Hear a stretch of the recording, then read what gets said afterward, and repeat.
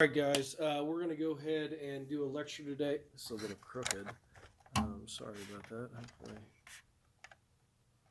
maybe that's a little bit better. I don't really. There we go. I think it's a little bit better. So we're going to continue on today. Sorry for all that. Let's go ahead and pray real quick, and then we'll get started. Lord God, I just ask that you bless us today. I pray, Lord, that you be with us. Help us to enjoy the beautiful days that we've been having, even with the rain. Lord, help us to look forward to the end of this year, which is fast approaching. In Jesus' name I pray. Amen. All right, so I wanted to throw this up here, this Hardy-Weinberg equation video that you guys have already watched, just to scare you, because we're done with Hardy-Weinberg. I thought about having a quiz for it or something like that, but I just thought that's just cruel. So make sure that if you didn't have everything turned in, make sure that you get it turned in, because I am going to give you guys some credit for another one of those Hardy-Weinberg assignments. But I wanted to go on to the rest of this chapter. Hopefully, going to finish up this chapter soon. If we are able to finish it, I'll probably have a little quiz for you guys. It obviously won't be the test that you would have had, but a little quiz. And there might be some reference to Hardy-Weinberg on there, but it's not going to be like, I'm not going to make it a hard one by any means. I might even tell you which one it is, and it'll definitely be one that we've went over on video. Okay, so you guys have the exact answers to it. But I want to go back to this idea of, we talked about microevolution, which is small changes over time. That influences species. But I wanted to talk about macroevolution, kind of starting off here, which is a change over time that leads to speciation. Again, that's the big, and we've talked about this in the past, but it's been a long time now. But that's the big sort of takeaway. It leads to a new species forming, which is what speciation is. Macro versus micro is all about scale. Again, micro is small changes. It's like us getting taller. It's us becoming more fit. It's women just getting larger over the years. Again, not in a bad way, but just naturally, women are larger than they used to be.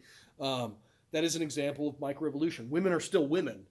Okay, we're taller, but we're still Homo sapiens. We're still people. Macroevolution, on the other hand, says that those small changes add up to the point that eventually the species changes enough that it's no longer what the species was originally. It's a completely new species. Which, again, I have my big issues with, and we can talk more about that if you guys want to. Talk about it in the comment section. I think it's a very interesting debate. But I wanted to get through a little bit more terminology when it comes to macroevolution. One of those things is called convergent evolution.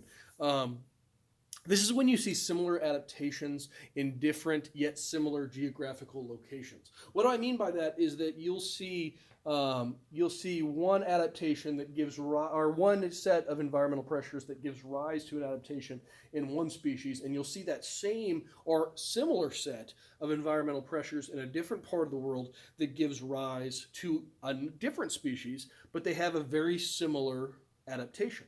Okay, and because of that, they evolve convergently to the point where they are two separate species of organism, but they look or behave in incredibly similar ways. And that's because, here in the United States, we have almost every biome. Okay, do you think that we're the only place that has a taiga? No.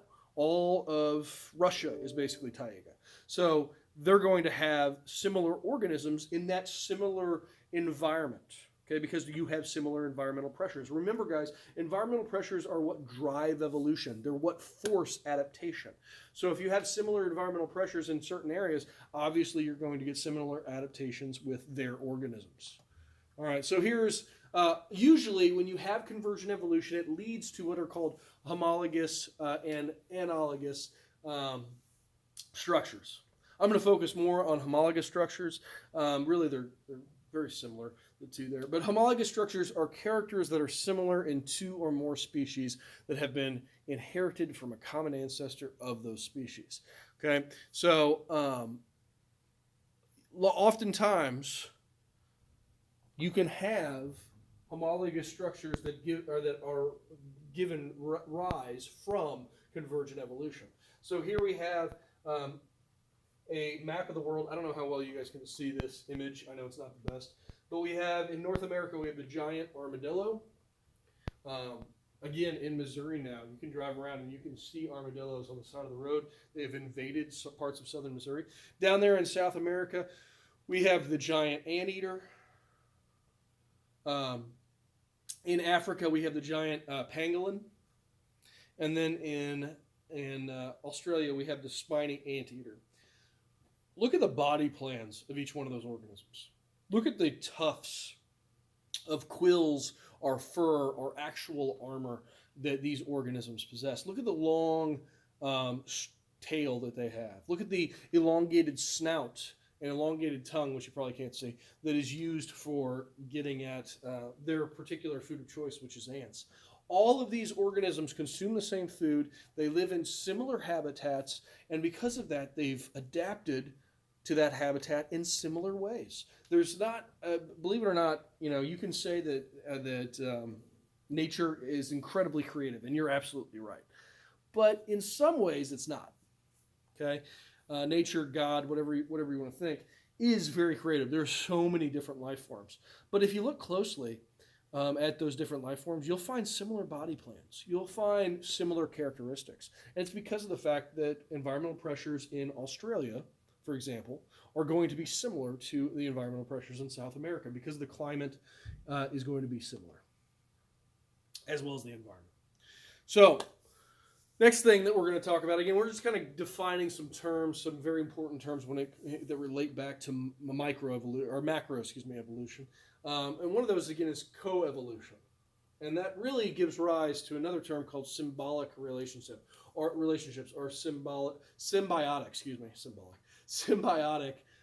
organisms. These are special relationships, these interactions between two species where they begin to evolve with one another. Their evolution influences the evolution of the other. Now you sit there and you might think, well, wait a minute, I thought evolution was all about environmental pressures. And you're absolutely right. But symbiotic relationships are special in the fact that they come about when two organisms realize by some sort of mutual understanding, and that's a hard thing to kind of understand, or even define. But they come to some mutual understanding that they're better together than they are apart. And usually there is a mutual benefit to them working/living alongside one another. So their evolution becomes tied because if one of them changes, the other one has to change to meet that same relationship requirement. Okay? It's kind of like when you're in a relationship, or me and my wife, who've been in a relationship for, getting close to 20 years. We have grown to sort of each other. We've grown accustomed to each other, and what's the word here? We compromise with one another. Okay, it's the same way with these relationships here, these symbiotic relationships. Let me give you an example. This is my favorite example of a symbiotic relationship, but it's definitely not the only one. All of these are very interesting. What's wrong with this bin? It looks funny. Ow! Hey, what did I do? Be nice. It's his first time at school. He was born with it, kids. We call it his lucky fin. See this tentacle? It's actually shorter than all my other tentacles. But you can't really tell, especially when I trot one like this. I'm H2O intolerant. I'm obnoxious. Oh, let's name the zones. Let's name the zones of the open sea. Oh, you better stay with me. Epipelagic, all the rest are too deep for you and me to see. Huh, I wonder where my class has gone. Oh, there you are. Come aboard, explorers. All knowledge exploring is oh so lyrical when you think thoughts that are empirical. Dad, you can go now. Well, hello, who is this? I'm Nemo. Well, Nemo, all new explorers must answer a science question. Okay. You live in what kind of home? Okay, don't hurt yourself. Welcome aboard, explorer! Just so you know, he's got a little fin. I find if he's having trouble swimming, let him take a break, 10, 15 Dad, minutes. it's time for you to go now. Don't worry, we're gonna stay together as a group. Okay, class, optical orbits up front. And remember, we keep our superesophageal ganglion to ourselves. That means you, Jimmy.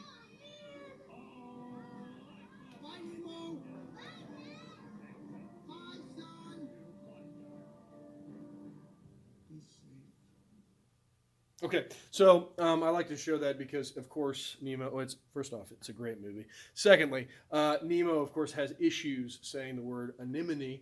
I have to usually not listen to him because if I listen to him say it, then I struggle to say it. It's kind of a weird thing. But the reason that I show you guys this is because clownfish, and I think there's like, man, I want to say like 12 species of clownfish. Only a certain number of them live amongst sea anemones. And they do have a symbiotic relationship with them. Now, what constitutes that relationship? Well, remember, it's a mutualistic relationship where one species or both species benefit mutually. So obviously, the clownfish gets the benefit of the protection of the sea anemone. These are beautiful organisms that other predators don't mess with. Okay, if one, there's not a lot of nutritional value in one, but more than that, they will sting you to the point of sometimes death if you get trapped in one of their tentacles. If you guys ever see these on a coral reef or something like that, don't touch them. Look at them from a distance for their beauty, but do not go and try to touch them because you will get stung by their tentacles. So how does this clownfish benefit from that? Well, obviously, first off, how do they live in that kind of environment? They have a specialized layer of mucus. Most sea-dwelling organisms do, but theirs is extra thick and viscous, and that protects them from the barbs of the sea anemone. But they're also just kind of immune to it. Okay, they're much more immune to it as it demonstrates later on in this video. But not only that. Like I said, so that's how they can stay there. But why would they? Like, what's the point? Well, of course, if they retreat into a sea anemone, any sort of organism that is chasing them, trying to eat them, like the barracuda in the first scene of this movie, when Nemo's mom dies. Walt Disney's always sad. They're not going to chase them into that sea anemone because they're smart enough to know most organisms that live in this environment know that they don't touch this organism, this anemone, because it's going to sting them and hurt them. So again, you might wonder, well, what does the anemone get for offering that protection? Because again, it's a mutualistic relationship where both sides benefit. They get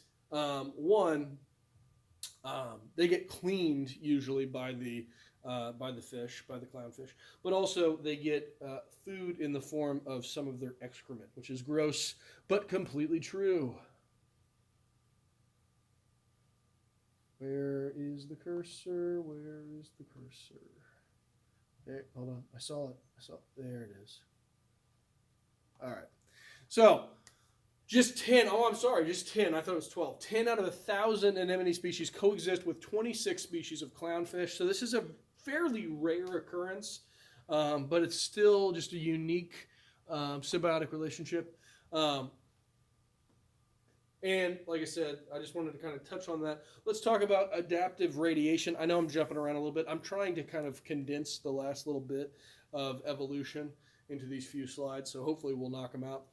Species splitting into two or more lines of descendants or lineages. So this is seen with Darwin's finches. So when you have adaptive radiation, basically one species radiates out into multiple species. So again, one species of finch flew from the mainland to the Galapagos Islands, and from that single species, adaptive radiation occurred, and you got multiple species. I can't remember exactly how many. I think it's 14 now, 13 or 14 species of. I just messed that up earlier, so who knows?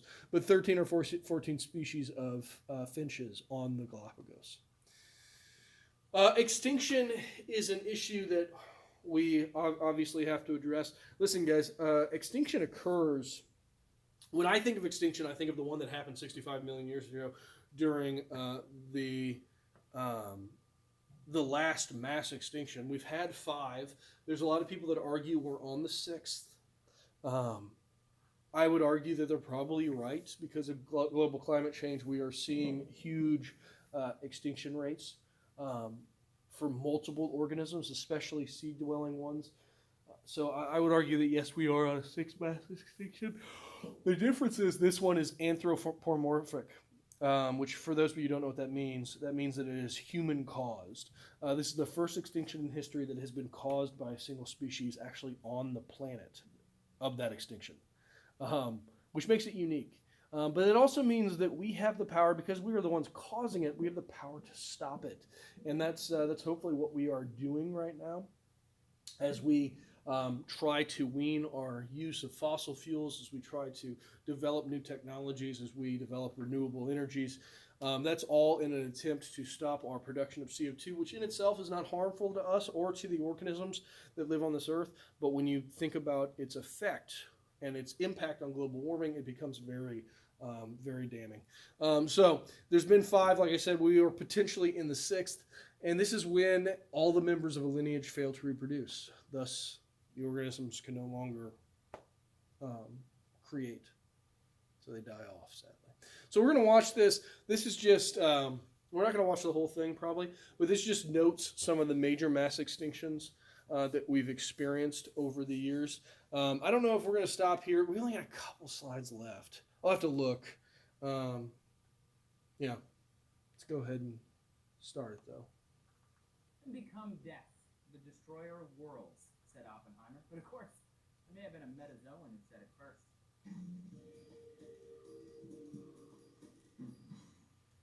Sup, Earthers? Welcome back to D-News. I'm Trace. The metazoans, those early conquerors and destroyers of Earth. According to new research, these tiny animals may have caused the first mass extinction on our planet. Whew, what a relief. Humans are bad, and are likely causing another mass extinction right now. But come on, the metazoans did it first. We're just Johnny-come-latelys. We're number 6. We're number 6. Extinction is nothing new to our planet. About 3.8 billion years ago, life evolved, but it wasn't super diverse. It was mostly a blanket of gooey, single-celled stationary organisms. Then, 600 million years ago, during what's called the Cambrian explosion, or Cambrian radiation, life began to diversify, and a new multicellular species evolved that was unlike anything we'd ever seen on Earth before, the metazoans. The researchers called these ecosystem engineers. They immediately began changing the environment to suit their way of life. Of course, at the time, there had already been life for 3 billion years, and that old life wasn't cut out for this new world the metazoans were building. During that Cambrian explosion, the older animals were pushed out of the fossil record as new animals evolved legs, backbones, complex eyes, and the concept of predators and prey, which we still see today. Thus, the first mass extinction began, called the End Ordovician or Ordovician-Silurian event, where 85% of species disappeared. But this wasn't the only extinction. Oh no! Over the next 70 million years or so, these new conquerors of the Earth enjoyed their reign. Another 70%, though, would die in the late Devonian extinction, about 360 million years ago. This was mostly in the ocean, with coral and other shallow sea animals dying off. Hypothetically, they were hammered by the changes in sea levels, climate change, or perhaps an asteroid impact. But a major theory says modernish plants may have evolved to suck more CO2 out of the air, cooling the planet and causing an ice age. This extinction removed the famous trilobites from the fossil record. Plants. Then, 250 million years ago, more than 96% of the species that had evolved up to that point were wiped from the fossil record in what is called the Permian extinction, or the Great Dying. During the Permian, there were these synapses, sort of a cross between dogs and lizards. Picture the fin-backed Dimetrodon. These pre-dinosaur synapses were one of the first vertebrate kings of the Earth, until this third extinction, where insects, marine animals, and synapses were devastated, perhaps by an asteroid impact, acid rain caused by pollution from massive volcanic activity, or a sudden drop in oxygen caused by sea organisms affecting the atmosphere. Again, plants and animals killing each other. The fourth Triassic-Jurassic extinction started 200 million years ago, and since the loss of all that marine life after the Permian, cephalopods exploded onto the scene to fill that now empty space. During this event, more marine animals were wiped out, the reef-building coral that had spent hundreds of millions of years recovering was hit again, and the nights of summer, the cephalopods were hit really hard. The synapses that survived evolved into dinosaurs, but then were hit by the famous KT extinction event that wiped them out to 65 million years ago. Though we were already in trouble with sea level rise and eruptions increasing around the planet, that meteor that hit during the KT extinction just accelerated what was already in progress. This killed another 3/4 of the species, including dinosaurs, flying petrosaurs, ammonites, flying plants, and a few others. Today, everything that exists evolved from the survivors of each of these extinction events, and some scientists believe humans may have kicked off another mass extinction, the Holocene or Anthropocene extinction event. The sea levels are rising, atmosphere and soil, they're changing, and many of the world's species are disappearing. Knowing about these other extinctions all this kind of sounds familiar. But only time will tell if we're in a sixth mass extinction. And in geologic time, that's going to be a long wait. But we can rest easy knowing the metazoans did it first, right? So I guess we are technically multicellular ancestors of the metazoans. So, guys, we heard your comments, so we created a whole new show called D News in Espanol. It's D News, but in Spanish. You can check out one of the videos right here. Es difícil para muchas personas imaginar la vida sin sexo, pero la gente asexual también valora la intimidad física. Okay, so I want to kind of wrap this up with a few more terms. One is a type of macroevolution. It's a term for that called gradualism, which is the slow, gradual change that consists of many small changes to a species over a long period of time that result in larger changes. This is what I usually talk about. That should sound familiar to you, because when I talk about evolution, this is the type of evolution, gradualism, that I'm usually referring. But the reason I show you what gradualism is because I want you to know that there are exceptions. Okay, and they actually just talked about one in that video. Talked about the Cambrian explosion, which is where we went from lots of sort of single-celled organisms to this huge array of diverse life with lots of different body plans. We went, like I said, from no bones to bones, just a huge explosion of life. This goes against gradualism and what Darwin first explained as the slow, steady change of a species over time, which is evolution. This is the opposite of gradualism. It's extreme environmental pressure that causes sudden change, resulting in sudden speciation. And this does occur, it's just very rare, and you have to have extreme environmental pressures to cause it. So I do kind of wonder if right now, if we could potentially see some of this as we are changing the climate so drastically. Are we going to see some punctuated equilibrium in the form of some organisms drastically changing in order to survive this change? So I want to talk about vestigial structures or vestigial organs.